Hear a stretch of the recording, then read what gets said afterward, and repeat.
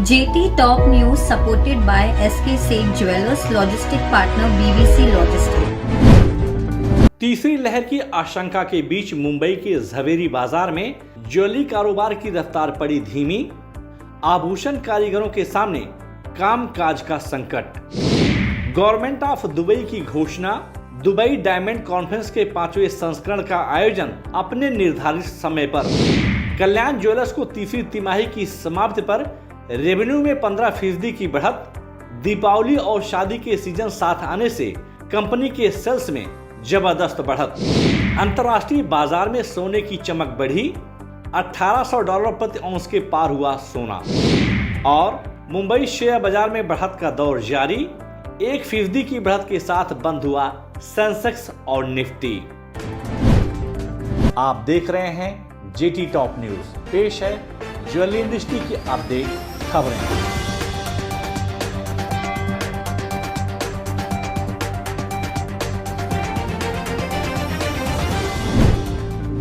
देश में तीसरी लहर की आशंका के चलते इन दिनों मुंबई के झवेरी बाजार में ज्वेलरी कारोबार की रफ्तार स्लो पड़ गई है, जिसके चलते आभूषण कारीगरों के सामने कामकाज का संकट पैदा हो गया है। जहां दिन भर में आभूषण कारीगर काम करके 1000 से 1500 रुपए प्रतिदिन कमाता था, वहीं अब उसकी कमाई घटकर 500 रुपए के करीब हो गई है। आभूषण कारीगरों में डर फैल गया है कि कहीं लॉकडाउन लग गया तो वह पिछली बार की तरह परेशान हो जाएंगे। आभूषण कारीगरों की इन्हीं परेशानियों को देखते हुए मुंबई झवेरी बाजार के व्यापारियों ने अपने कारीगरों को मुफ्त में भोजन देने की व्यवस्था शुरू कर दी है, जिससे वह अपने गांव की तरफ पलायन ना करें।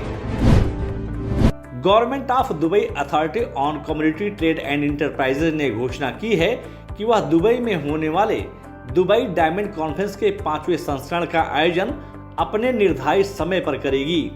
याद रहे कि दुबई मल्टी कम्युनिटी सेंटर ने पिछले माह घोषणा की थी कि वह आगामी 21 फरवरी 2022 को अटलांटिस शहर में फ्यूचर ऑफ डायमंड विषय को लेकर दुबई डायमंड कॉन्फ्रेंस का आयोजन करेगी।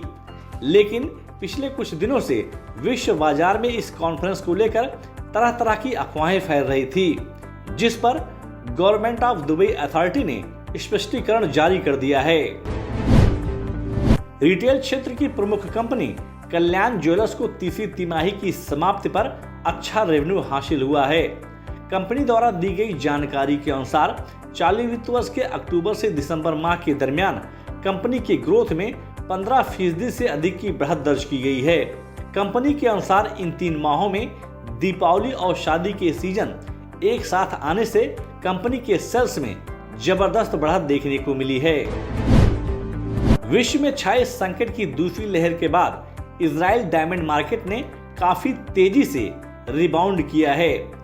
इजराइल डायमंड कंट्रोलर के अधिकारी ओफिर गुरु ने जानकारी देते हुए कहा कि अंतर्राष्ट्रीय बाजार से लगातार पॉलिश डायमंड की मांग को देखते हुए इजराइल डायमंड ने पूरे विश्व में पॉलिश डायमंड की आपूर्ति करने में सफलता हासिल की है, जो पिछले 3 साल के एक्सपोर्ट के आंकड़े को काफी पीछे छोड़ दिया है। इजराइल पॉलिश डायमंड के एक्सपोर्ट में 91% की भारी बढ़त दर्ज की गई है, जो एक ऐतिहासिक बढ़त है।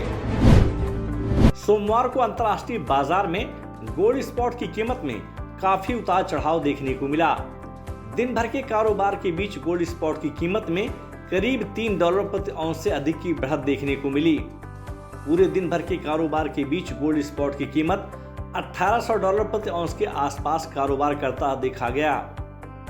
बाजार विशेषज्ञों की राय है कि आने वाले दिनों में सोने और चांदी के दामों में उछाल देखा जा सकता है।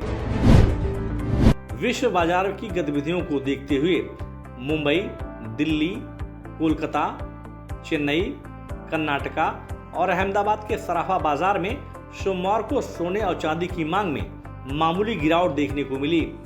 थोक बाजार में सोने और चांदी के दामों में अस्थिरता के बीच मुंबई सराफा बाजार में शुद्ध सोने के दाम 20 रुपए प्रति 10 ग्राम की मामूली गिरावट के साथ 47,425 रुपए के स्तर पर कारोबार करता दिखा, जबकि शुद्ध चांदी 45 रुपए प्रति किलो की मामूली बढ़त के साथ 60,660 रुपए के स्तर पर कारोबार करता हुआ दिखाई दिया।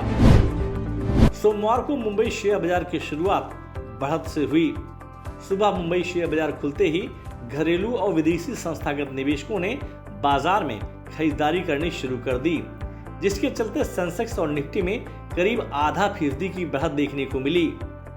दोपहर बाद अंतर्राष्ट्रीय बाजार के सकारात्मक खबरों के बीच निवेशकों ने auto, IT, banking, cement, power, oil and gas, energy और प्राइवेट बैंक सेक्टर के शेयरों में खरीदारी करनी शुरू कर दी, जिसके चलते मुंबई शेयर बाजार 650 अंकों की भारी बढ़त के साथ 60,395 अंकों पर बंद हुआ।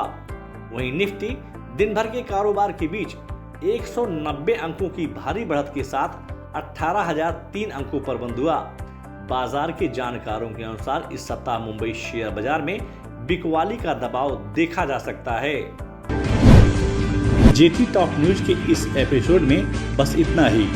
आपको यह न्यूज कैसी लगी और आपके क्या सुझाव हैं, हमें कमेंट बॉक्स में जाकर शेयर जरूर करें। और अगर अभी तक आपने जेटी टॉप न्यूज को सब्सक्राइब नहीं किया तो आप तुरंत सब्सक्राइब, लाइक और शेयर जरूर करें, जिससे आप तक ज्वेलरी इंडस्ट्री की अपडेट खबरें पहुंचती रहें। JT Top News supported by SK Seth Jewelers Logistic Partner BVC Logistics.